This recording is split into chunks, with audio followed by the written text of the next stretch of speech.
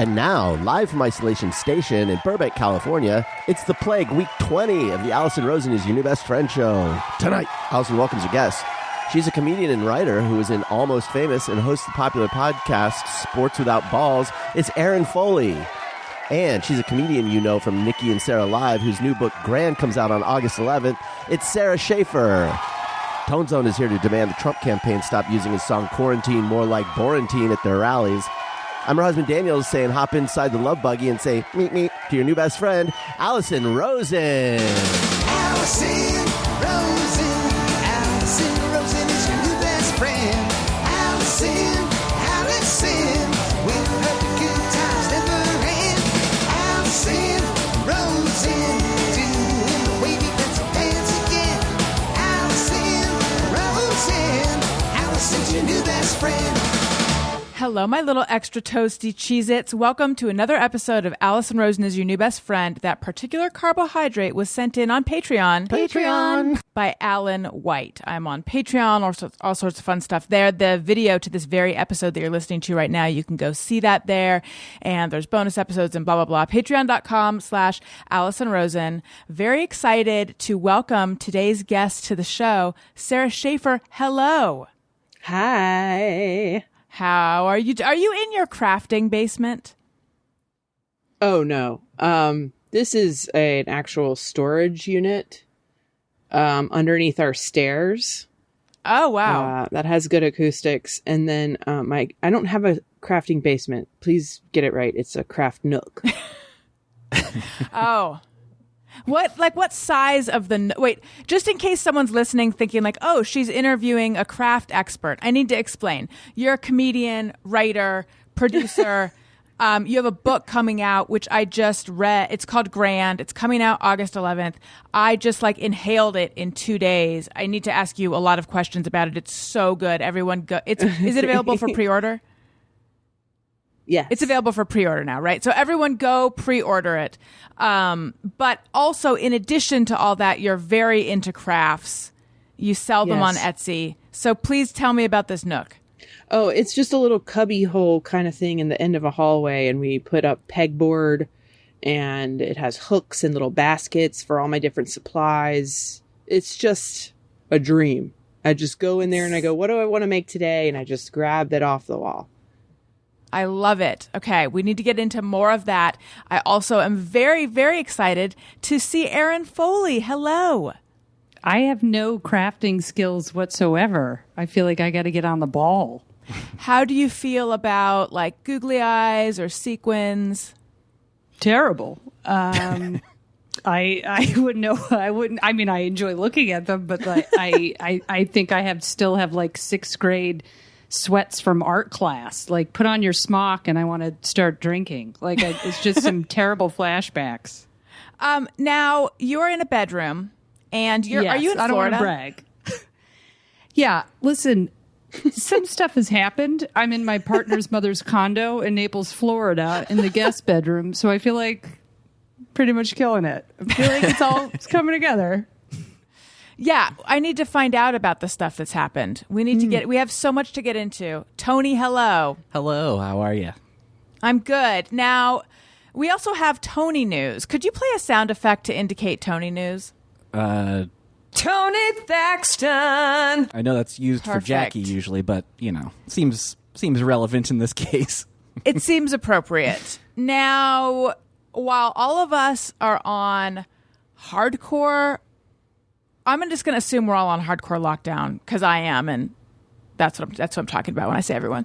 All of us are on hardcore lockdown. Tony, recently divorced Tony, who has talked about what he's been going through on the show, has gone out and begun to date someone, which to me is how do you do that while all of this is going on? And for the last many shows, I've said, we might talk about that today because I want to ask. I want to hear about it, and then we don't. But we're going to today. Okay. Right now. Okay. How's it? Fill us in.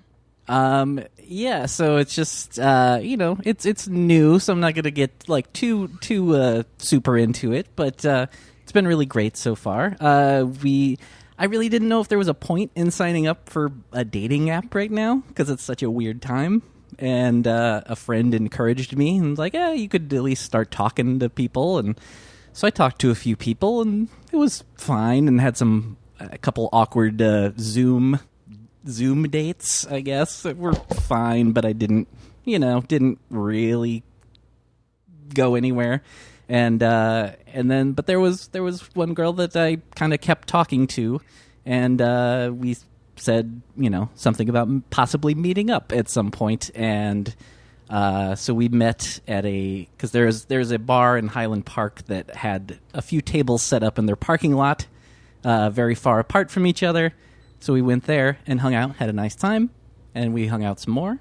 And then, we just decided that, I would like to do this more. And so we've been hanging out more and kind of decided, okay, we're allowed in each other's homes because we're not doing much beyond that. So, so she's been here, I've been there, and it's been really good so far.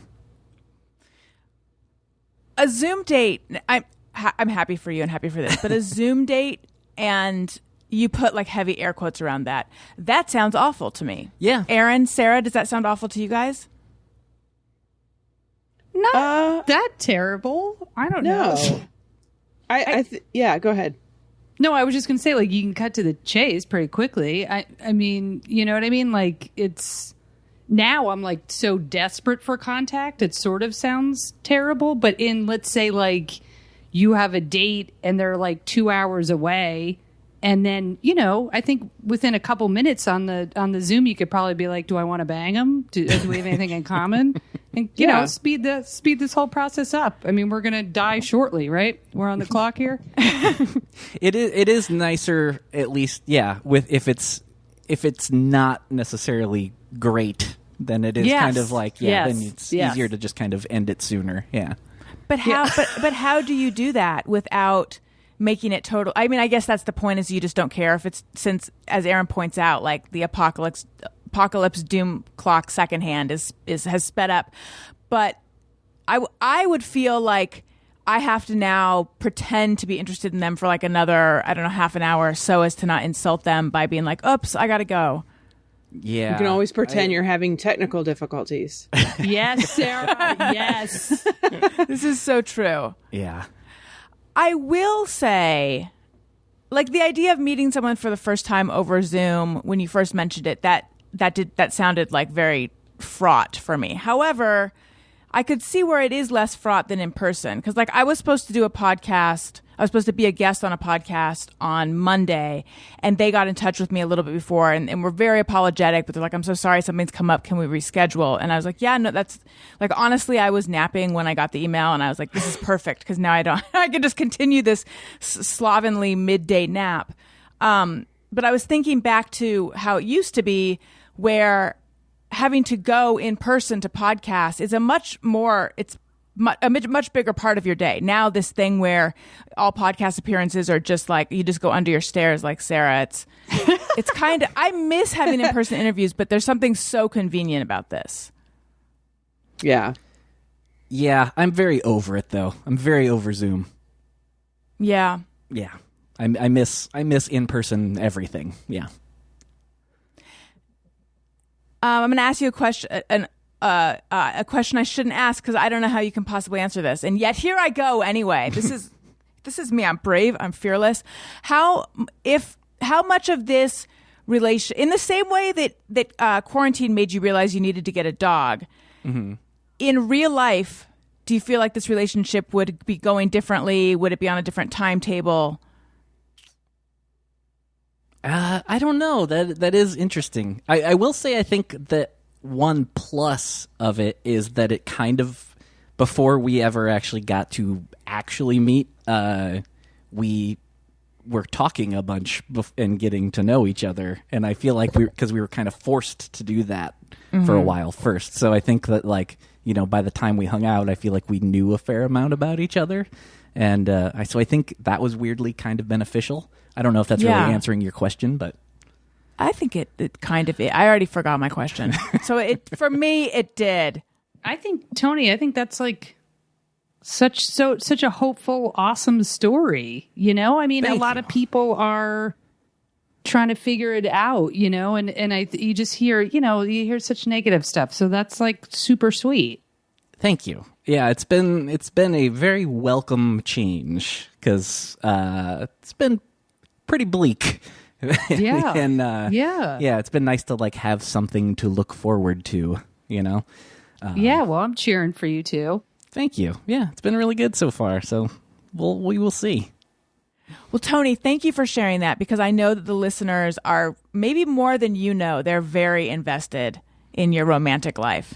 And they're like, they ship you. That's a young people thing. They ship you with various guests that come on the show. Yeah, someone told me something about, I had literally never heard that term before. It made me feel very old. Everything makes me feel old. Yeah. So, Erin, fill us in on you being in Naples. So last time I talked with you, I think your partner was about to move in with you, right? Yeah, I'll try to make this as brief as possible so no one throws himself off the balcony. That's okay. You should listen to my shows. I've launched many a person off a balcony. No, it's just a long story, but I'll make it short. February 1st, my partner, we were doing long distance from New York to LA for 2 years, and she moved to LA February 1st, and then a pandemic hit. So we got to know each other real quick. It's like you usually have like a honeymoon period where you have like a, you know, to buffer the slow rollout of terribleness that you've been trying to hide. But it was all just like, here it is, take it or leave it. But it was just, you know, it was just there's just so much change. I before that I had lived in the same apartment in LA for 10 years. Had the same sort of schedule, stand-up writing, and then she moved in, pandemic, and then unfortunately my dad passed away, but it wasn't COVID, it was expected, it was just, you know, still terrible. So then we lived in Waco, Texas for a month with my family, as you do, and then we were going to head back to LA to get an apartment, and LA blew up, and we were like, this isn't a good time to get a place. And she's like, my mom has an empty condo in Naples, Florida. I was like, let's get in the car. And then we drove to Naples. So now we're in Florida, hanging out. And Florida's the best place to be right now, it seems like. Yeah. We're like total COVID chasers at this point. We're just going from hotspot to hotspot. We stay in. Like, I would have the same life in LA. You know what I mean? It's like we go to the grocery store and literally come right back. But we're living in a senior community. I mean, it's just nonstop Oh my ridiculous. God. Oh, wow. But I'm like loving it because it's distracting. It's so random whenever I'm in LA. Like, I've been in LA every day for like 13 years. You know what I mean? So it's just this random journey of randomness, and we're the only one wearing masks. It's like it doesn't exist. It's bananas. Wait, the other people in the senior community aren't wearing masks? No one is. Absolutely not. Nobody. Wow. We're masked up, like walking. And this guy the other day, because I like to say hi to everybody. Sarah hates it. My partner's name is Sarah. And I was like, I don't hate Sara that. Schaefer also hates it. But I said, you know, there's all these seniors. So I say, oh, good morning. You know, everyone's friendly, you know, but he was like, you know, may God bless this day for you. And I was like, cool. And then he was like, and may God protect you from the virus. And I was like, and I just knee jerk. I was like, well, we got masks, you know, and it was just this bizarre moment. I was like, this is exactly what's happening in the world, right? He leads with God. I lead with science, but we both want each other to have a good morning. It was bizarre. Anyway, that's my life. Yeah. In Florida. I think, is Florida... No, California has the most of any state right now, right? I can't Florida's imagine close. doing Florida. Yeah, Florida's pretty shitty on a good day, you know? Right. On a non-pandemic day. Yeah. But No yeah, offense. we're doing, you know, honestly, in the grand scheme of things, it feels like we're doing fine. And, you know, besides me driving her crazy, I think, I feel lucky, you know, it's just in this bizarre world. And then when everything calms down, we'll head back to LA and stay inside. I mean, you know what I mean? It's insane. Yeah. I'm sorry to hear about your dad. Yeah, that was a blow. But honestly, it was just, and I'm not sugarcoating it. It was time. It was getting really bad. So, and then, a pandemic and stuff. So, but the silver lining is we got to be there. I got to be there at the end, and then I stayed for a month. And like in real life, like that's hard to do, with work and everything like that. So that was wonderful. That was really great. And I hadn't done stand-up in so long, and so many funny things happened in his funeral, and now I'm starting to do stand-up again about his funeral, and he was so funny, so I think he really would have loved that. So, it all kind of works out how it's supposed to. Mm-hmm. You're starting to do stand-up like Zoom shows? Or From this guest bedroom? That's a hard room to book. It is. I actually have my first show tomorrow night. Sarah, have you done shows on Zoom? I did one Zoom, maybe two Zoom shows. One was not stand up really, so it felt different, but one was stand up, and I don't think I can do it. I just haven't sought it out. Hardly anybody's asked me to do it. So maybe that tells you something. No one's asked me, Sarah. I've asked them. I just think I can't. Yeah. I just can't. I don't know. I just thought, okay, I'll try it tomorrow night. And like you, I'm like, it could go Thursday morning. I could be like, I'll call you. I'll tell you. Yeah, let me know. I've already thrown in the towel.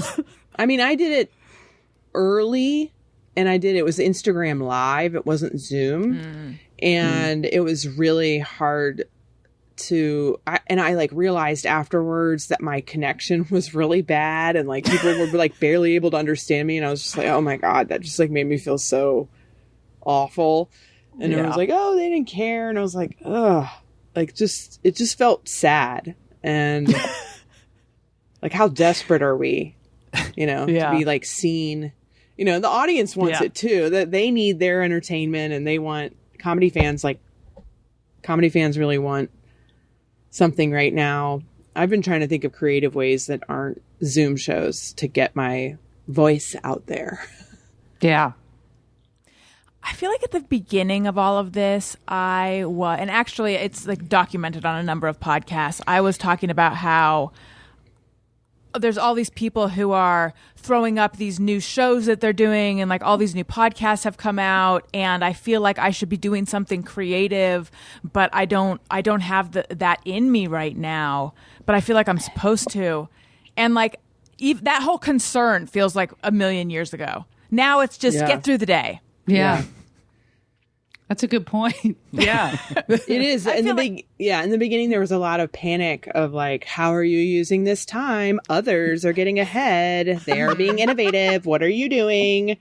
And, at a certain point, it's just been up and down for me, but like there was a real low point, and I had an idea for a video, and finally I just was like, Scott, my husband, I was like, if we don't shoot this video, I'm going to fucking lose my mind. Like I have to do something to like, I just realized like a lot of my happiness and identity involves being an entertainer. I mean, I chose it as my career. There's a reason, Mm-hmm. Yeah. I was like, I got to get something out there. Tweets aren't doing it for me.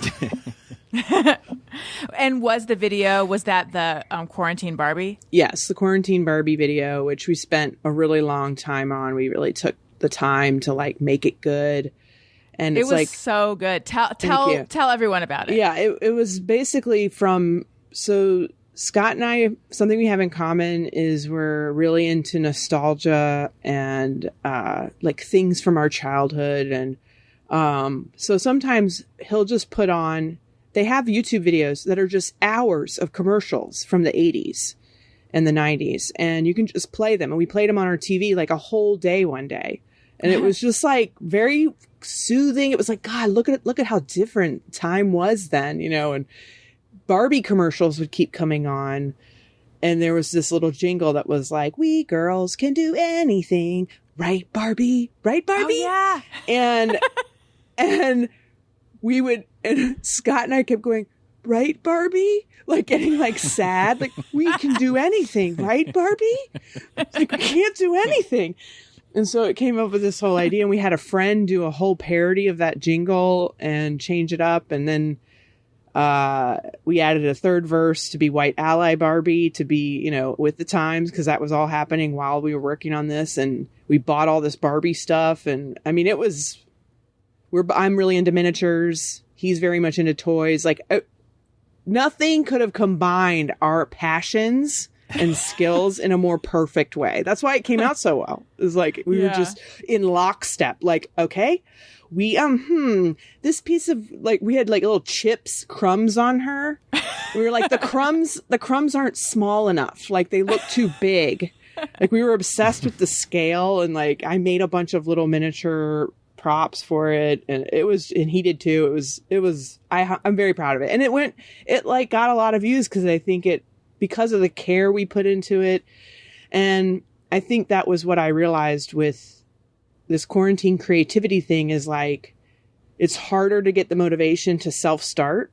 But when you have an idea, it's just like, well, just force yourself to start it and get going. Because once you get into it, you're going to feel like you have a purpose to live, and like, you know, get on it. And it was worth it. And haven't done any. I'm like, what's next? 2 months later. But still, you can be so proud that you did that video. Yeah. I think both my husband and I fall into this thing where we get ideas that we get excited about, and then we like overthink them, and then ultimately we're like, but what's the reaction going to be? Like, if it's not going to move the needle, and I put quotes around that, then we sort of talk ourselves out of doing it. And I think that that's not a great way. We almost did that several times. You know, it was more me. I'm more like that, where I talk myself out of what I'm working on. I think it's not worth it. Nobody's going to like this. Who wants to hear from you, you dumb piece of shit? Like, that's the inner monologue I'm dealing with. So you have to overcome it. You have to beat it down. You have to be like, you shut the fuck up. I'm doing it anyway. So I loved your book so much. It was like, thank you so much. This is my first interview with someone who's read that's the book. exciting. I'm going to get it right now and read it. I'm pumped. Read it during the interview, Erin. I'll be right back. I read it a PDF version, but I want like the hard copy because I want to study it, because I feel like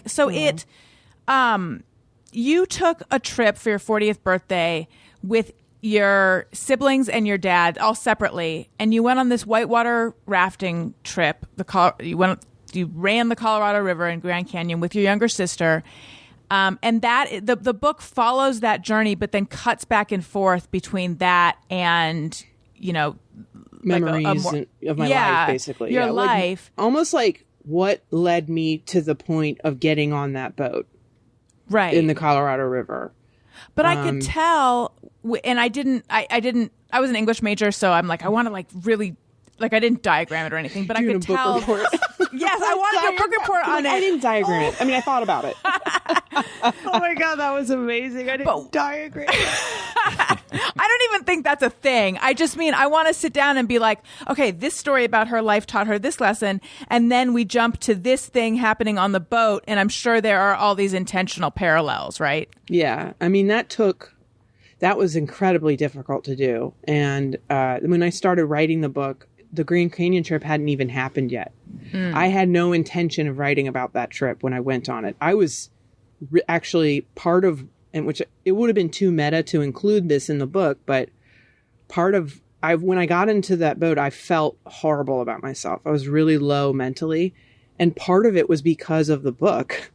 I had just gotten like my first round of notes, and I think it's a very common experience for your first round of notes about a book to be devastating. Like, this is horrible. Like, why are you trying to write a book, you dumb person? Like, that's how I felt. It's hard. So the edit notes mirrored the voice. Yeah, they did. They didn't. They weren't that bad, but it was just not what I expected. It was like a lot harsher than I thought. Right. And there was no answers. It was like, and you got to figure this out. And I was like, I don't know how. And it wasn't until months after the trip that I realized I could write about it. And because that was part of what was missing from the story, was like really vivid present storytelling, because it's so much memory, and memory is really hard to write about. And I was just overwhelmed by that. And writing about the Grand Canyon was fresh. It was fun. It was vivid. And I kind of discovered a lot of these parallels, not only on the trip, but definitely in writing it. And that took a lot of work to wrestle. It felt like I was wrestling a bear. Like, how do I make this flow and back and forth? Like, are people going to be able to follow this? And it was really challenging. My editor was like, "You've chosen a very challenging format." And I was like, like, it was just, it was so difficult. But you know what? And I know that's a cliche thing to say about writing a book. But it was, but also so rewarding. I'm at the point now where I'm like, no one else could read it and I would be so satisfied. Like, just, I mean, I got to work on something that hard for that long. You did such a good job, because in no way is the reader hit over the head with the things I'm talking about, like the parallel. Like, it was really, I mean, you feel it, but it was so deft. It was so, because I felt read that sometimes I'm like, am I being too obvious? But then, you know, I realized after reading a lot of memoirs that you need to hold hands with the reader a little bit. You don't want to treat them like they're stupid, but they want to follow your story and they want to be led along, you know? Mm-hmm. And in a way, there's so many metaphors too. Like, I'm like, I'm the river guide and I'm guiding you through my life, you know? I also personally identify really strongly with a lot of stuff you talk about in the book about just being so concerned, like having a very sort of narrow and black and white morality, and like needing to be the best at being good and needing to be a good person, and being so hard on yourself for infractions that to other people wouldn't even be a thing. And I know that that's come up when I've had you on the show before. We've talked about it before, but I feel like that story, I feel like the story that's told in the book is something that a lot of people will be like, oh, I get it, but I don't feel like we've heard it that much. Maybe because it doesn't, you initially wouldn't think there's like a lot of drama with someone who's like nervous about being right. Well, I think it's, I've had a lot of struggle in writing this book, and now I'm about to go out in the world with it, where my automatic thought about myself is that I'm not good enough. And automatic, my thought is, no one cares about you and your dumb story.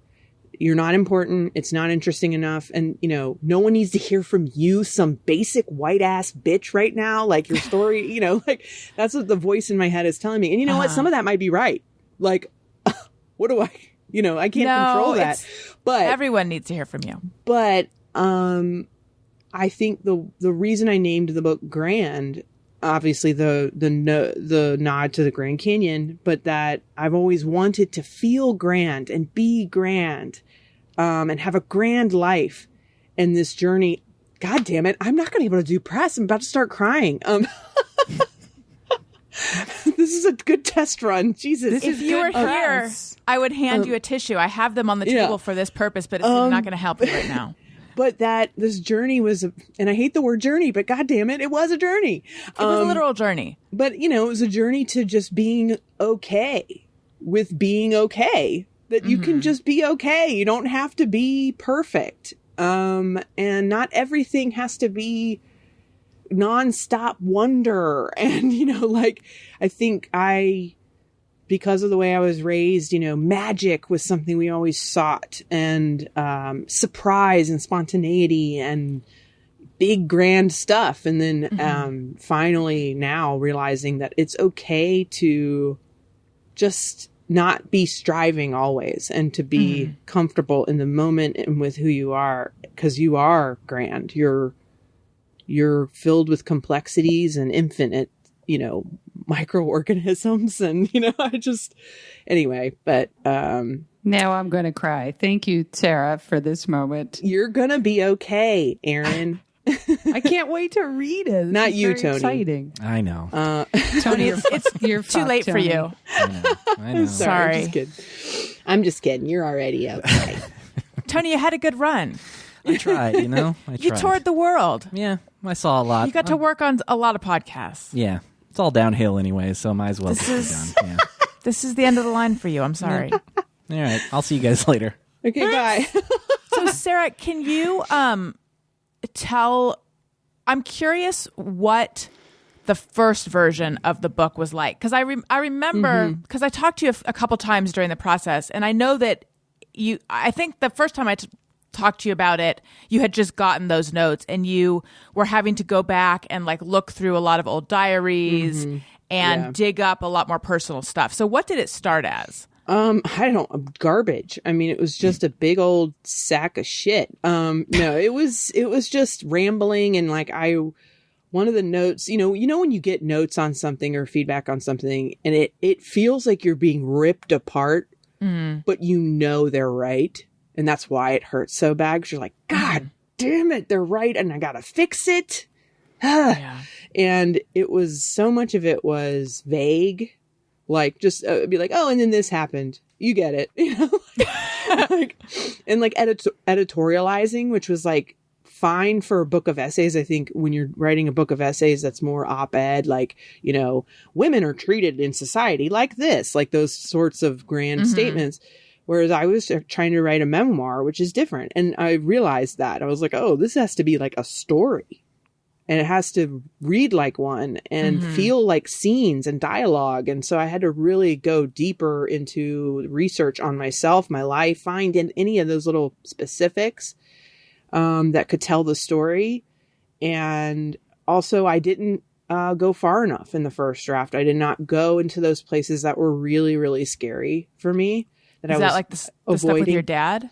Some of the stuff with my dad, but more of it was about my divorce and then the career stuff at the end. That actually was some of the scariest stuff to write, because it was admitting things that I would never want my peers to know. You mean like, can I say what one of them is? Yeah. Since it's like feeling... Just say it. Really happy for Nikki Glazer's success, but also like, what did I just get left in the dust? Yes. So like those feelings of like, having the biggest, highest moment of my life was that TV show. It was my dreams coming true. I had just fallen in love a year or two before with a new person. And it was just like all for of it. anyone who doesn't know, you and Nikki Glazer had a live show on MTV for 2 seasons called Live with Nikki and Sarah. Nikki and Sarah Live. Yeah. And that, I haven't had a show since then. I've been busy. I've been working, and, I've had a lot of rejection though. And I've definitely like, if you're talking on the fame scale, it's like gone way down. And Nikki has exploded. And like, it's so hard to explain, because it sounds like look, jealousy is something I hate talking about because it sounds so petty, but I'm like, of course I'm jealous of anyone that is like out there walking around because I project all my shit onto them. I'm like, oh, Erin, you have a blue wall. God, I love that blue Sarah. wall. It's like my partner's mother's wall. Yes. Yeah. And that's special. I wish I had that, or something. It's like, it's a covetous thing that I get sometimes. It's compare and despair. I like look at other people and I look at what they have and I get mad. It's all about me. But I say that because it's I do get a lot of trolls online going for the jugular on this, and they'll be like, oh, you're just mad because Nikki blew up and you didn't, or we know who the talented one of that duo was. Those kinds of comments are really mean.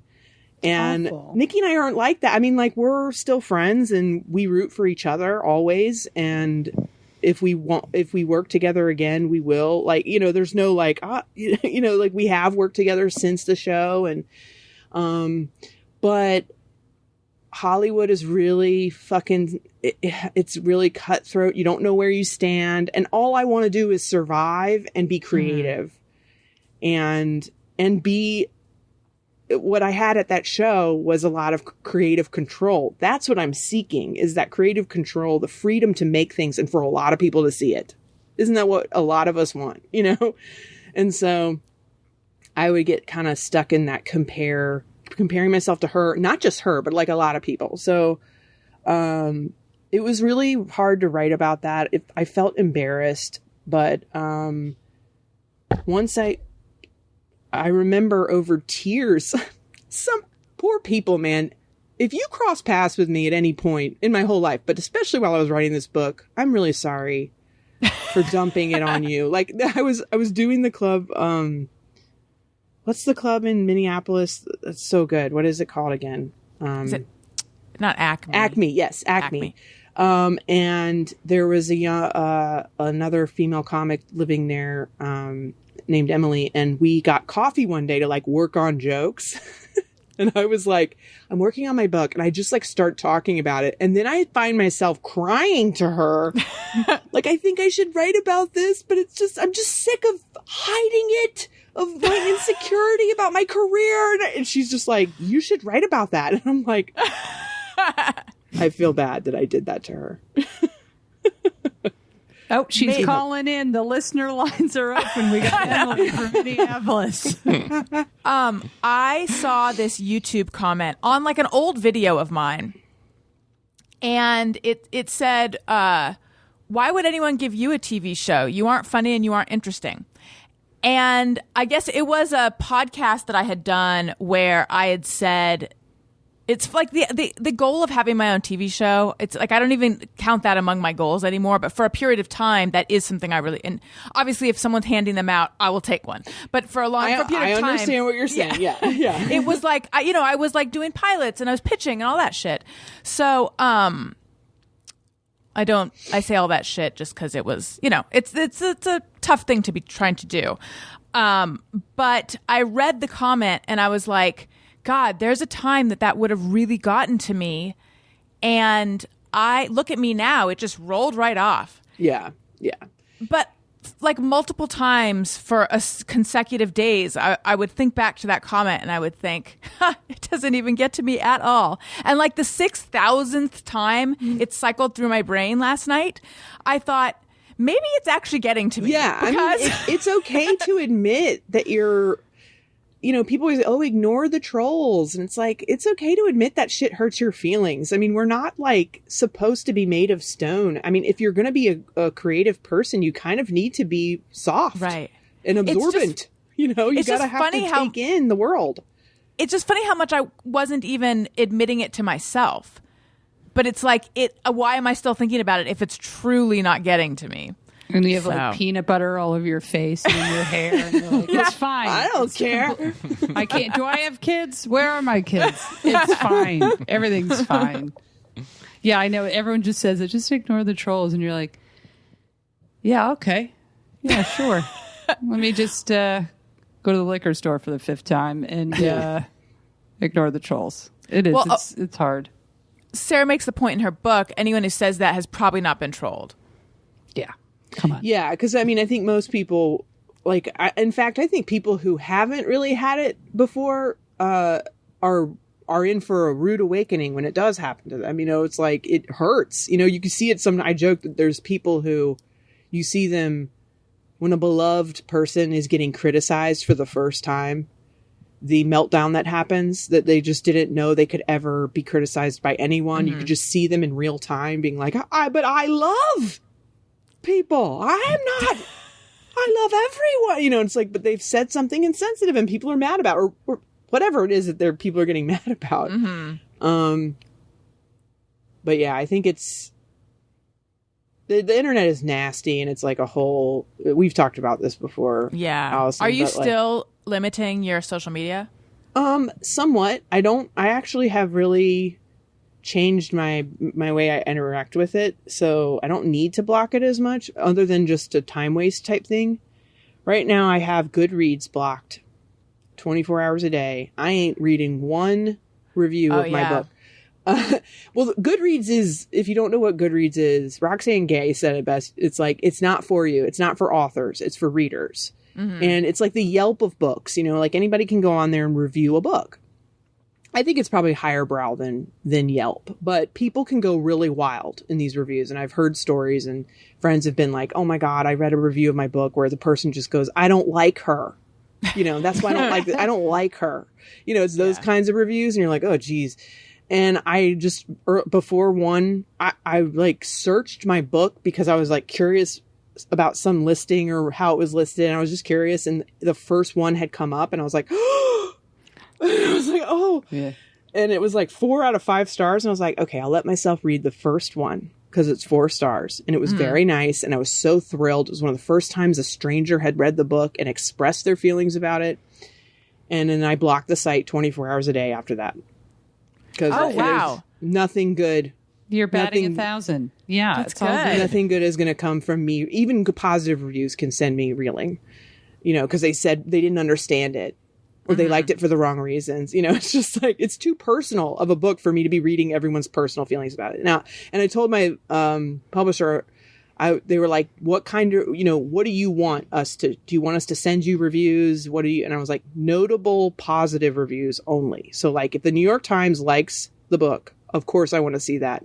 I'm going to be reading it 12 times a day for the rest of my life. If that happens, I want to know about it, but I don't need to hear everybody's little thoughts about it. I would love to hear like individuals telling me like, oh, I read your book like on social media and stuff. I don't mind that. I mean, there might be some negative stuff, but I've just found that if you don't unfortunately, you do have a lot of control over, if you're a certain level. I think the more famous you are, the more difficult it is to do something that I'm about to say, which is if you don't want to get trolled by certain groups of people, don't talk about the things that piss them off. And that sucks because that's silencing yourself in a way. Mm-hmm. But I stopped talking about like comedy debates, like Louis C.K., like women in and most politics I stopped talking about. And I get harassed almost not at all anymore. Oh, that's so interesting. Yeah. My life is flashing before my eyes. I'm just thinking, what are all the things I need to stop talking about? I mean, if you get constantly attacked for certain things and you want it to stop, I mean, you can stop it. It's not fair. Mm-hmm. But also I just realized I was participating in a system that enriched people I can't stand. I was helping people that I did not like get more podcast followers, more, it was just, it was just a cycle of a dumb black and white argument about dumb shit. Nobody's minds are being changed. And the only thing I'm gaining is anxiety spirals that keep me up all night. And, a guy telling me to go kill myself and that he wants to rape my skull. Like, I don't know if I want to be a part of that anymore. You don't find that satisfying? It's just not a good use of my time. Yeah. I know. Well, I've always been... line, Chad. I've heard that one before. What a snooze. Yeah, you have to... I'm sometimes I'm like naively blown away still by people's comments. Like, it's not even about nothing to do with me. Just like I went on this dude from it always comes back to sports with me because I can relax. But now how can I relax? Because every sport has COVID. But one of the pitchers didn't kneel for the San Francisco Giants during the anthem. And I was like, on an absolute tirade talking to myself because my partner hates sports. So I in all fairness, she's been amazing, but like I can't trap her any more than I do. So I was just going through this rabbit hole of like, oh, I wonder how this is going to be covered, So, it was, covered, to the left and to the right. And I'm just, reading the article and then the comments, and I hadn't read people's I don't know, I just hadn't read comments after like an article in a while. Oh my God. God. By the 5th comment, I was like, that's not what Black Lives Matter is about. This isn't like, and I was just enraged. Just reading them. Just reading them about a pitcher in San Francisco. Yeah. You know what I mean? But like, I'm like, how many times, you know what I mean? How many times do we have to do this? How many times do we have to explain to people what these movements mean? Like, you know what I mean? So, and I was just blood like gushing out of my eyes, and I was like, "Oh, I can log off. I can click out." And then I was like, "Okay, that's it. I'm good for the day." Just stupid. My therapist has 2 catchphrases. She didn't invent them, but whenever she says them, I'm like, "I'm paying for this," but there is some wisdom. It's haters gonna hate. She says this frequently. Wow, that's $1.95 right there. Yeah. And also she'll say, don't read the comments. Comments make you crazy. And again, I'm always like, there's got to be more. There's got to be more we can delve into here. But comments do make you crazy. She's right. She is right. She's everybody's mother. That's what it is. I found that, like, since I made it, I've started to think of it as a practice, like the way you practice yoga or meditation. I have practiced, because it takes practice, not commenting on things that get me, those triggers that bring in the flood of the haters, gonna hate in the comments. And, you know, because I can handle certain topics like abortion or something like that. I'm like, because the comments you get are so crazy. It's like, oh my God, this woman is just like in a corner holding a baby doll, going, you know, like crying over, you know, like it. I feel like it's really unhinged. People are in those comments, but it's the comedy fans and like that kind of stuff that it gets me, and I get really stressed about it, and I get in it. And I practiced, starting like a year ago, I practiced not commenting. And it was really hard at first, and it still is really hard sometimes not to say anything like, oh, Crystalia, I gotta say something. This is fun, you know, like, but I don't. And every time I feel so good that I didn't weigh in, or like, even just like little things like that. Yesterday going around was that challenge accepted, those black and white pictures. Oh, yes. Women, and I was like fine with it, but then there was a lot of hate from women on it, and there was, and I was just like, I'm just not going to say anything about this. Like, I don't have to contribute my thoughts, just like you said, Erin. Like, I can log off. Yeah. This is getting me heated, and it's nothing. It means nothing, and I mean, it's not that it means nothing, but it means nothing to me right now, and my opinion isn't needed, and I'm just going to stress myself out by worrying, have I pissed off this person? Have I responded correctly, morally? You know, and there's no good outcome. You know what I mean? No. Like I, whatever issue it is, I have to go. I really do. I sit there and I go, is this the hill I'm going to die on? Is this the one thing I'm going to go fucking nuts over? And no, especially in the comedy world. I mean, especially in the comedy world, Yeah. I will support, you know, when it comes to women and sexual, like, I lose my fucking mind. I will do everything I can, but I am not going to tweet out Louis C.K. is a fucking disgust. Crystal, I'm not surprised, blah, blah. I like, because I'm not, and it doesn't matter. And what, well, just because you don't say it online doesn't mean you don't feel it. Exactly. And that's what we've now come to believe, is that what I see you saying online, silence is your silence is telling. And it's like, it doesn't tell you anything. And maybe I'm just choosing not to engage in this.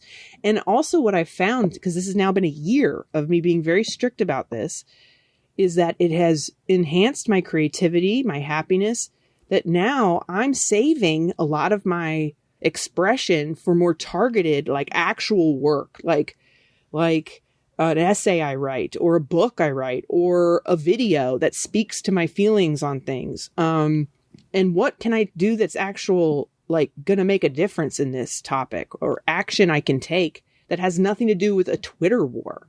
That's not saying I don't agree, like, because I will read the shit out of a lot of Twitter stuff. Like, I love seeing other people's opinions. And I think standing up for what's right is important. And social media, especially now during the quarantine, is our way of communicating and expressing all these things that the world we want to see. But I have just decided to limit it. And by limiting it, it's actually given my words way more power.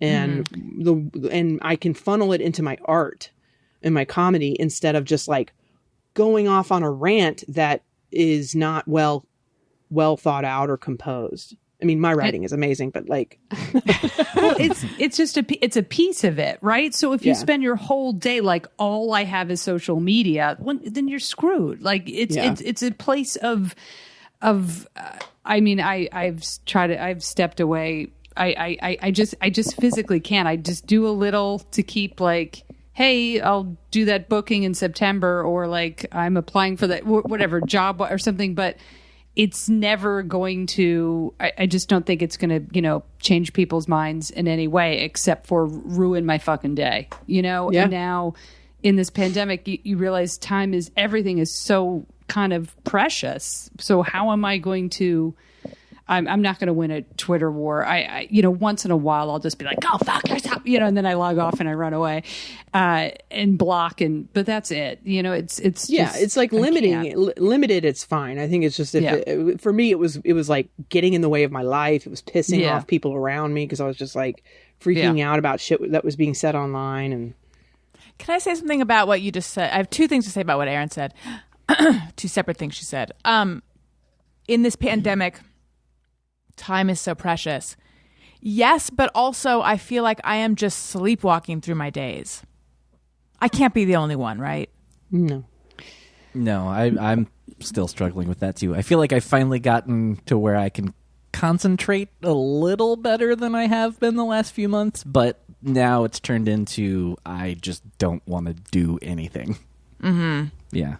There's no right answer, right? There's no right way through a fucking pandemic. Yeah. It's you have to get up and do the best you can and then go to bed. You know what I mean? Like there's no like this is what you're supposed to do. I mean, it's like now probably hacky joke of like play the violin, learn a language, and you're like come on. So there is no right answer. The right answer is are you surviving? Right. Not are you thriving? Are you just you getting by? Right. Just getting through the day and just trying to I don't know, just get through, and hopefully you've really sweet days and they outnumber the bad days, and then come up for air the next day. Well, I one of the things to go is my willingness to wash my hair very often. Although I'm back on the straight and narrow hair wise. Tony, can you play Gal Chat? Gal Chat. So I own 2 bottles of dry shampoo. Never really used them. I know a lot of people who are super into dry shampoo, and I just never quite knew how to use it. But I hit a point where I realized I'm doing these podcasts on video, like maybe the front, eighth of my hair shows or something. That was a really bad fraction, but it doesn't matter if it's clean or not. It just needs to look semi-clean. So I used some dry shampoo, and I was like, wow, this is giving my hair volume. And so then I went to sleep that night and I woke up and my hair looked amazing. And I was like, now I see what everyone likes about it, but my hair is really disgusting. So I need to dry shampoo the hell out of it. So I put in so much. it actually ends up making your hair like greasier. Yes. After its initial effect wears off, you're like, wow. Or maybe it's just that your hair is like, no, remember me? I need shampooing even more now. I don't know what happened, but it was like, it looked flatter than it ever. Yeah. It was such a sharp cliff and such drastic diminishing returns. And also it just felt like glue. And then I washed my hair. And that feeling of clean hair after the most disgusting, like Bisquick in my hair feeling I had was probably one of the highlights of this pandemic. So now I'm back on the washing my hair train. I just washed it today, but It looks beautiful. Thank you. Yeah, Thank I was you. gonna say you're on fire. You're nailing it. Thank you very much. But I really, before I got in the shower was like, you could just do dry shampoo. You could. So you guys have done dry shampoo. You've been on that roller coaster. I have not, but Oh, Sarah, please. I'm not a. I have Not a dry it shampoo doesn't. My lady. hair gets really greasy pretty quick, and because I also have to like moisturize all my skin and I get like I call them the itchies. It's pure anxiety. There's no medical reason for it. And I would just get intense itches all over, including my scalp. And lotion is what psychologically makes it stop. So I put a lot of like moisturizer on my scalp. But you know what you said about that shower reminds me of the best shower I've ever had that I think about often, which was I would like to hear the about first shower after the Grand Canyon trip. Because we weren't really bathing the whole time for 8 days, and we were bathing in the river, but it was super cold and it was brown, so you never felt clean. And that shower, and my older sister, who also they both live in Flagstaff, Arizona, near the Grand Canyon. That first shower in my sister's shower, she has like a big stone walk-in shower. And I used her like expensive shampoo. I washed my hair twice. That's how, I mean, it felt so fucking good. It was like an orgasm almost. Like that's how, it was just like, yeah. I was like, yes. You're like a shampoo commercial. It was. I was just like, oh, it felt so good. Erin, have you ever gone whitewater rafting? Well, there's a segue. I was prepared to give you some hair stuff. But, Well, I also like to talk about hair. well, I'll give you my pandemic hair, and then we could segue quite naturally to whitewater rafting. I discovered Clairol hair color in a bottle. And it has been, I try to, not that I'm like, Miss Positive Pants, but I try to be, I just have a lot of positive energy, and gray hair makes me so sad. And, I'm in fucking Naples. So I'm not going anywhere. And someone's like, get the Clairol thing. And I was like, no, I can't. I need to spend $795 to someone to dye my hair. And I got it. And it's a goddamn dream sequence. My Sarah, I have two Sarahs now in my life, Sara Schaefer, Sarah. I put a towel around me, and we do the mixing bowl and slap it on. It's what have I been doing? What have I been doing? Yeah. She Wasting your cut money. 2 inches off my hair. It's like we're fucking You look pioneer great. women. I mean, You look salon do. ready. I mean, Yeah. I'm almost ready for my next batch. Bring it on, $7. It's a game changer. Because I'm looking at your perfect coif, and you've got layers. Well, I did shower this morning. The 2 inches she cut. Did she do I don't know. layers? I just it went seems like that you have this, and she just Okay. Wow. this is so long. You know what I mean? But like, you do the best Looks you can. good. I have my hair back, and I've thankfully before the road trip I put in several baseball hats. Gay, and that's all I wear. I'm gaying it up in Naples where nobody thinks lesbians are leprechauns or something. So, anyway, I just, I'm not like into the lady stuff, and now I feel very feminine because I know Clairol never while used playing Clairol fantasy in a box. baseball. So it's really all balances out.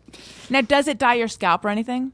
No, it's a dream. I can't even tell you how. I really feel like I would do a commercial for Clairol. They're not going to ask, but I would say yes. It's So now whitewater rafting, because Sarah went on this whitewater rafting trip, and she jumped off cliffs, which made me nervous just reading about it. Well, again, I'm super psyched to read this book. Because I've never whitewater rafted, and I've always thought that's probably on a bucket list. I have been to the Grand Canyon, but not rafting. You got to go down into it. Yeah.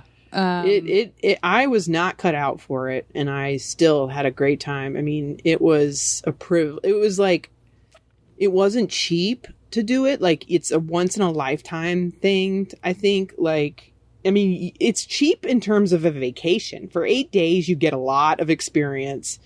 I can't remember the price, but like, it was in the thousands, but like, but it wasn't, to me, it was like the best money I've ever spent. And, it was just, you didn't need any skill. There's different ways to do it. There's like your very skilled version, which would be like kayaking or rowing. We went on like a big motorized boat. It's you're taken care of, but it was still really roughing it. I mean, I didn't realize the level that it was going to be, like sleeping outside and like pooping into a can. Like everybody is telling me the thing that they're like, everyone's who's read the book are like, you know what? After reading your book, I'll never go whitewater rafting. Like It sounds awesome. After I read about what you had, everyone has a different thing that makes it so they're like, I couldn't do it. And I'm like, but you could. I thought I wouldn't be able to do it either. Yeah. But I have thought about like trying to go back and do it again one year, take my husband and maybe some friends and like get our own, fill up a whole boat of just people. That's like my fantasy of doing it again. Would you And tell him, or would you just go, we're going to be on a boat. It's going to Yeah, be great." no, he knows now, but like, yeah, it would be this. I fantasize about it, but then I get a little afraid because it's a wild place, and I write about it in the book. There's things that happen where like you realize it's very fragile, and like your life is nothing, to this raging river and these extreme conditions. And so I get a little nervous, like, well, maybe I shouldn't test fate and never go back again. In reading it, I was thinking this sounds scary, and like you need to be skilled because you need to be able to hold on and stuff with the 2-hand hold. But then I would remind myself, but in that other boat there were kids. Yeah, you can do it. Yeah, it was. I was so scared of all that stuff. I was like, how am I going to do this? I'm going to fall off. I'm going to fuck it up somehow. I didn't know anything about it. And, they just were like, you hang on and you're fine. It's like, okay. You were born on the river. Yeah, right. I talk about that a lot. That like the river guides, I'm like, these guys, one of the river guides made a joke because I was trying to encourage my sister to jump off this cliff, and I was like, don't think, and just jump. And one of the river guides goes, that's why we do what we do, because we don't think ever. We don't know how to, like, we're stupid. Like, he made that joke. Like, we don't have anything in our brains. Amazing. How scary. Oh, no, go ahead. Oh, no, I was just going to say, it reminded me of the is it called The River Wild, that Meryl Streep? Yep, Did you watch Meryl that movie Streep, Kevin Bacon. Oh, yeah. I've seen it many times. Classic. We joked about it constantly. We were like, who are we going to kill if we have to? Who's got a knife? Yeah. Meryl I'm going to rent that tonight. Can you do it? I don't know if it costs money, but... Erin, the other thing I was going to say was you said something about it's not going to be the hill you're going to die on. I feel like hill I'm going to die on is having a moment where I am, and I'm not trying to put you down for using it. Now I'm afraid it's going to sound like I am. I'm Do not I have to saying log that. off or? Okay. All right, we're back. I feel like I'm hearing it everywhere. Are you guys also hearing it everywhere, or is it that thing where now that I'm aware of it, I'm like just noticing it? I think it might be you just noticing it, because I've heard that my whole life. Probably. Yeah. Yes, I feel like I've heard about Is it. it like a but I feel Trump like thing? Suddenly, I no, think I don't maybe- think so. No. Oh, sorry, maybe it is. I was Is going to it? say maybe the mask. I think I've heard that. Maybe I said it, and that's not a phrase I normally say. Maybe because I think it's been used a lot of like Trump not wearing a mask. I apologize for saying his name. Is why would you die? Is that the hill you're going Right. to die on? Maybe Yeah, I've seen it that's online a lot, because Maybe it's that's like it. Yes. people fighting over really petty or seemingly Right. petty things, and like, oh, is this really the hill you're going to die on? So it's definitely in conjunction with that conversation. Right, maybe, but I've also seen it like, Back to the Future 2 was better than Back to the Future, and yes, I will die on this hill. Yeah, it's yeah. almost like meme-ified, so maybe it's that. is. Sarah, how scary was the cliff diving? Oh, it was awful. Like I was just like, there's no way my legs aren't going to break. Like, because they were like, jump right there. See that little? And I'm like, why does it have to be so specific? Like, why can't I just jump? Should be safe all around. You're used to pools where it's like, as long as you're over here in the deep end. This was like, jump right there. It's like, oh God. How far up was it? The first jump we did 2. The first jump was 8 feet, and the second one was 15. The 15-footer was really scary. And Ross and I talked about it when I was writing the book. And it was like, part of the reason it was scarier, other than the height, is that the first one was into like a side canyon where it had like water, little pools of like emerald water, and it was like really beautiful and shallow around. So you were just a little more protected, I guess. And the second one was directly into the river. And so there was a lot going on when you got into the water that you had to deal with and get over to the side quickly. And then when you hit the water with that much, and I was someone never went on the high dive. I couldn't do it. It was too scary to me. And so this was just a lot for me to handle. And then you go in the water and you just hit it with such force that you're under there for too long. Like, it just doesn't feel right. And what was scary about it is that when you hit that bottom place in the water, the deepest you're going to go, it's so, you can just, even with your eyes closed, you can tell how dark it is and cold. It just felt like a grave. Like I was just like, get me out of here. You're just like to the top, like, no. Like you're just, something's going to grab you. And like, oh God, just absolute. Look at me. I'm itching myself thinking about it. I know. I'm grabbing my arm, like, please stop. Yeah, it was really scary. But, you know, afterwards afterwards you get out and you're like, ah. Yeah, apparently that's how natural childbirth is too, and I have not experienced that, and I don't want to either. But they're like, I feel invincible. Tony, have you done any of this stuff? I've jumped off a cliff into the ocean in Hawaii. Yeah, I loved it. I get everything you're saying, but I kind of did the just don't think about it, just do it. I just got up there and then jumped off, and I loved. I might have even went right back up and did it again. I can't remember. Mm-hmm. This was a while ago. But yeah, I loved it. The only times in my life I've used the like don't think about it, just do it were like when I was really drunk and I'm like, I'm just gonna call that guy. I'm not gonna think about it, I'm just gonna do it. Like I've never used it for anything impressive or good. It's only been for bad decisions. I'm just gonna tweet this inflammatory thing. Yes. Like stuff like that. Just don't think about it, just push send. Just don't think about it. Trump's doing a good job. Don't think about it. Just hit send. Let's do some Just Me or Everyone. But first, I want to welcome the new Patreon people, Craig, Elizaveta, Joseph, and Jared. Hello and thank you. Again, Patreon.com/Allison Rosen is where you go. Okay, let's do Just Me or Everyone.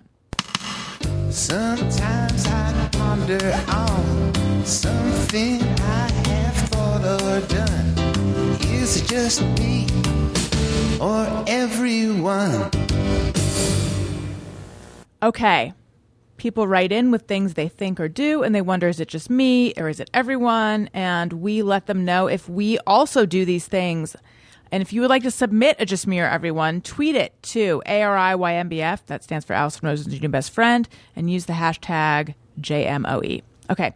Eric says, whenever the grocery store stops carrying something I frequently buy, I think, I guess I was the only person who ever bought that.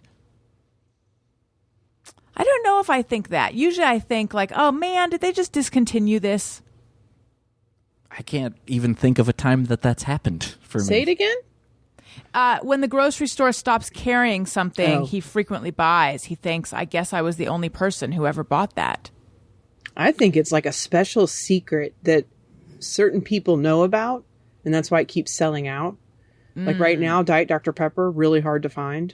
I don't know why. Like I literally went on Amazon and it was like $75 for a 12-pack. And I was like, shit, DDP fans, we are elite.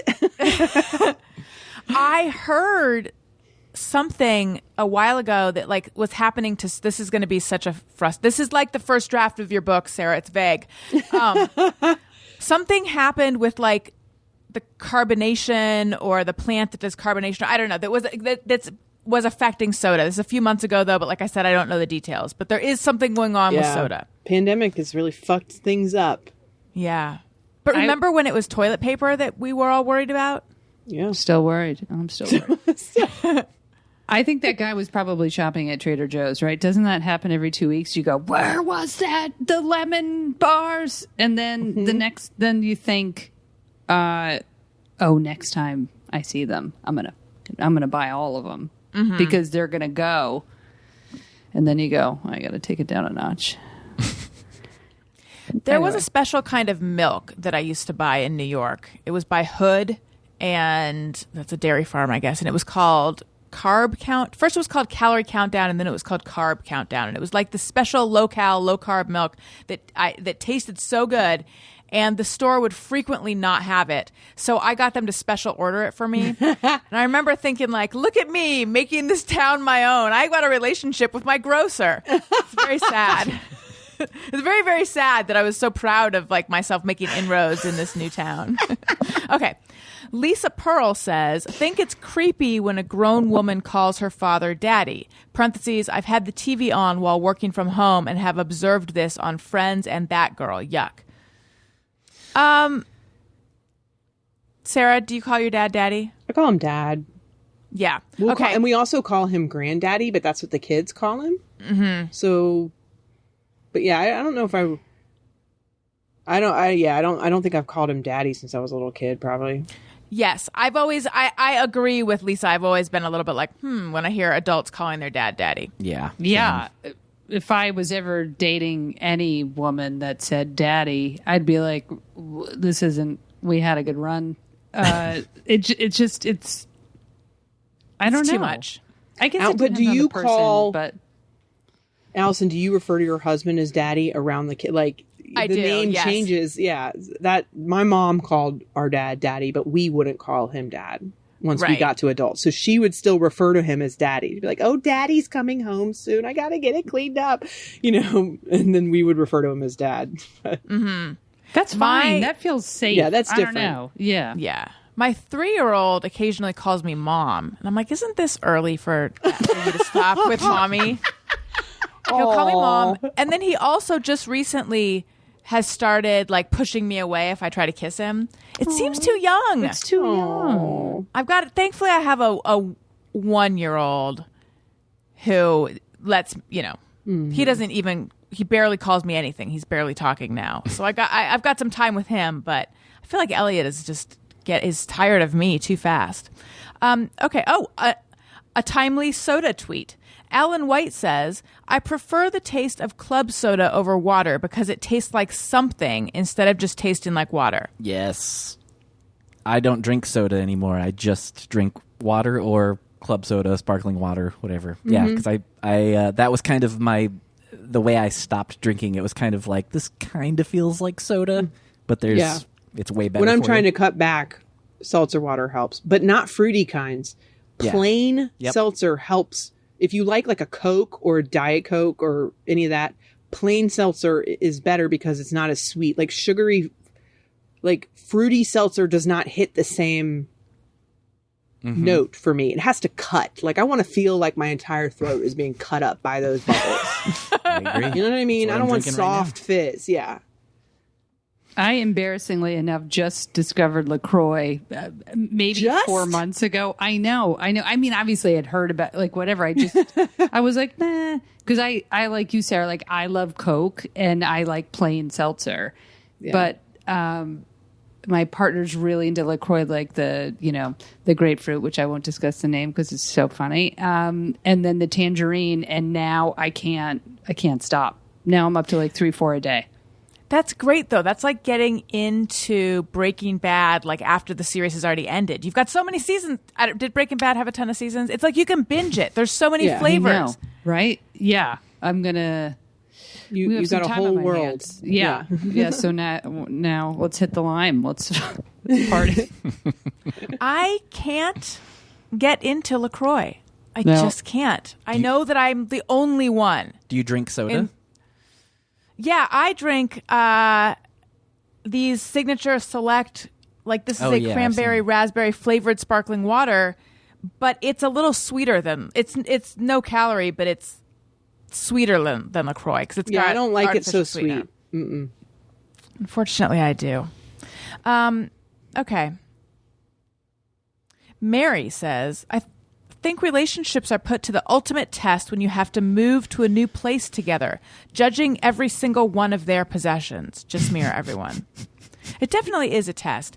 When Daniel and I moved in, we were both adults who had lived on our own. So we have double of everything. And then there was like a real sort of subtle jockeying for like whose silverware are we going to keep?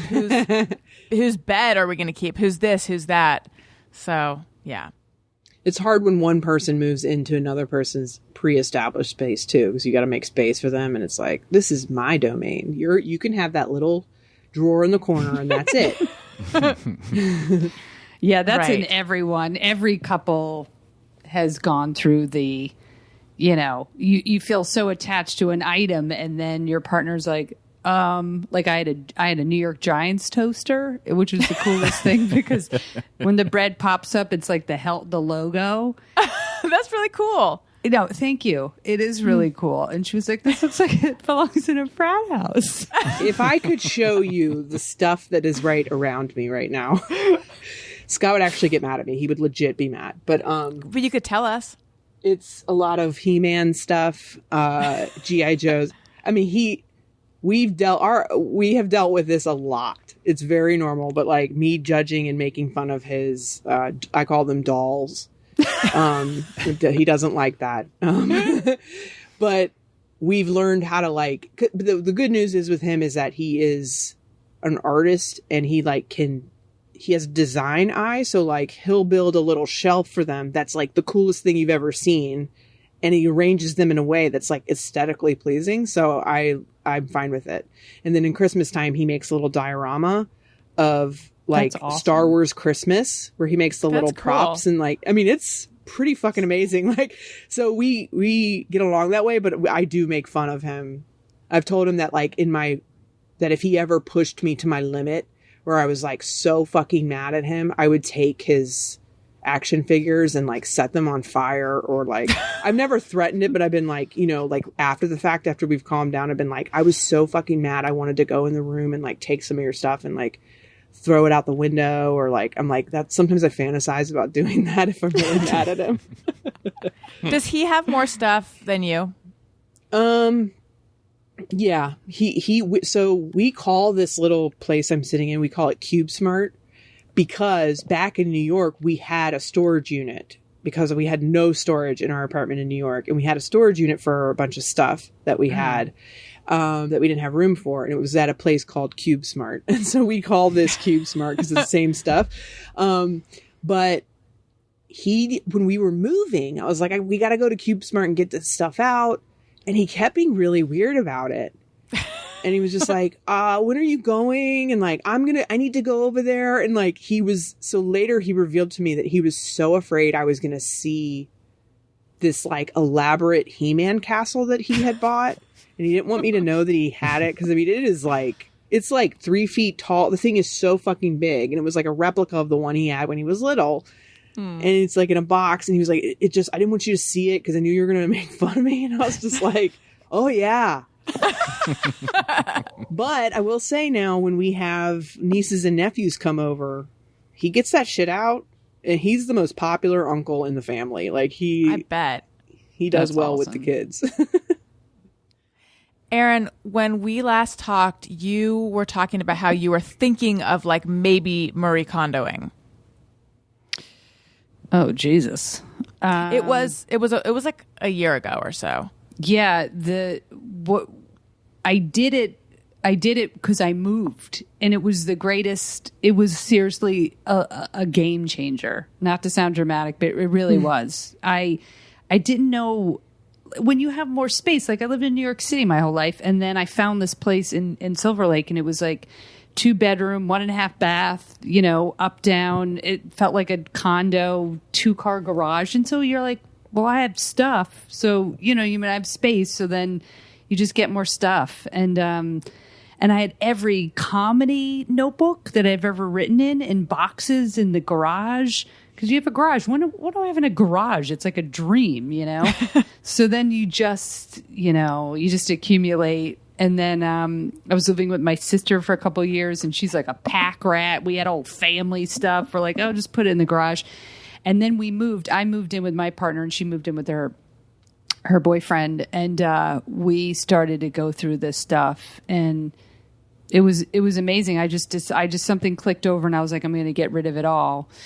My partner was like, get rid of it all. And so I was like, I'm just going to like get rid of it all. I'm just going to become like a real minimalist.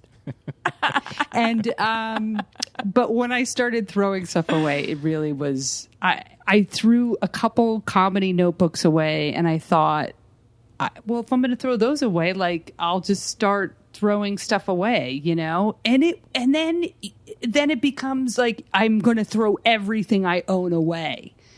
It was amazing. I don't know. It was so freeing. And so like right now, my stuff and her stuff is in a storage unit, not a big storage unit in LA. And I have a suitcase. That's all I have. And again, we'll live together and accumulate some stuff. But like, I don't know. I feel like it's so freeing. Once I started, I couldn't stop. I want to go dig through the trash and get your comedy notebooks in case you ever want them one day. Yeah, but I don't. Like, I made peace with it. You know, I really did. I just felt like I'm like looking at bins of like my old notebooks and it's all that hard stuff. But it was, I'd had it for like 18 years, and I'm like, now I'm good. Like I have my albums. That's feels like very sweet and close to my heart, and now I'm gonna move on. Yeah. Sarah, do you ever go? I mean, I imagine for the book you went back and looked at old stuff, but aside from that, would you ever go back and look at old comedy notebooks? Oh yeah, yeah.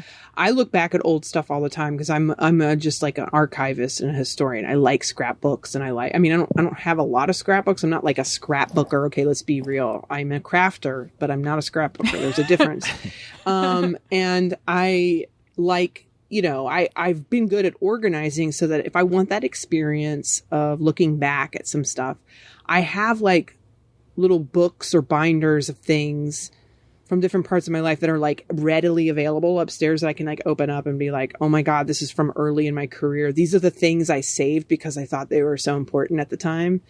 And it's really like heart-wrenching sometimes to see that stuff. And like, I feel like, usually it just brings me joy, and it actually makes me feel better about if I'm having anxiety about my career. I just look back on these things, these little clippings. Like if I would get listed in Time Out New York, like just my name in the lineup of a show meant so much to me. And just little things like that, I look back and it makes me, God, I've come so far. I've done so much, and so many of my dreams have come true. And if I'm feeling down, that helps me. And you can scan stuff. I mean, I have a whole Dropbox with just like so much stuff scanned in, and See, I love I'm that. like I like the you- process of it. I'm like you in terms of hanging on to stuff, but completely unlike you in terms of organization, in that like my shit's just like my life is like a cloud. It's just like I none of it is actually I shouldn't have said that because I don't really know how a cloud works. But what I mean to say is like everything is somewhere, and I have not gone through it very well. But sorry, I do have to say to Sarah's point, the cool thing was what I kept, like what I choose, what I chose to keep, because it was over a period of like there was every weekend for like 6 weekends, So I went through the notebooks and I did keep a couple, but you pick things that symbolize moment. a time. Yeah. That's kept, it like, gives you 6 that journals. feeling. Yeah. And going through that, I literally cried 6 weekends in a row. I was like, oh my God. And then that memory, like it was a really, I don't know, it was like a wonderful kind of period of time because and then I kept, certain pictures and had those memories and found my pictures of grandparents. I don't know. It was really such a sweet process. And I did keep, of course, stuff that meant the most to me. And now I look back on those couple boxes and I was like, then I can go back in, like you said, it's cool to go back in and revisit those times. And you want it to be organized and pared down because otherwise it's too overwhelming and it's so stressful. And if you have it pared down, it's like, oh, I opened my little magic box of things that make me feel good, and then I can put it away, and that's nice. Yeah. You guys are inspiring me to clean up. I'm not going to do it, but I feel inspired to. All right, and lastly, and this is just mere everyone that deals with organization. Jax in Boston says, does anyone else organize the paper money in their wallets by face value and ensure they are all facing the same way, or is that just me? I do that. You do? Yeah. Do you and so you organize it by denomination? Wait, is that what he said? Organize it by denomination? Mm-hmm. That's how I I do understood that. it anyways.